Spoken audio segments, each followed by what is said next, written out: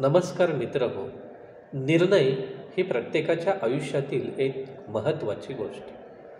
वेळोवेळी वेगवेगळ्या टप्प्यावर आपणास निर्णय घ्यावे लागतात आणि म्हणूनच आपणास म्हणावे लागते, पूर्ण विचारांती निर्णय घ्यावा, स्वतःला पुढे जाण्यास मार्ग द्यावा.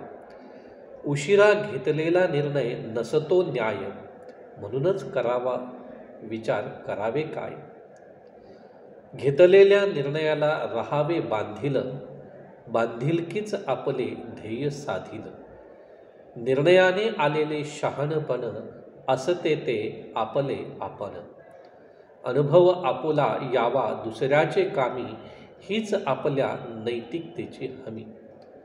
अशा प्रकारे आपल्याला स्वतःला पुढं जायचं असेल तर योग्य वेळी योग्य ठिकाणी आपला निर्णय घ्यावा लागतो.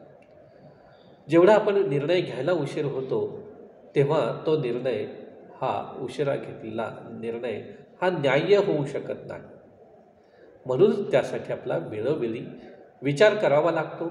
काय विचार करावा, कसा विचार करावा आणि कसा निर्णय घ्यावा, हा विचार आपण निर्णयासाठी घेत असतो. जेव्हा आपण एखादा निर्णय घेतो तेव्हा त्या निर्णयाला आपण बांधील असायला हवं आणि तीच बांधिलकी आपल्याला आपलं ध्येय गाठायला निश्चितपणे मदत करते.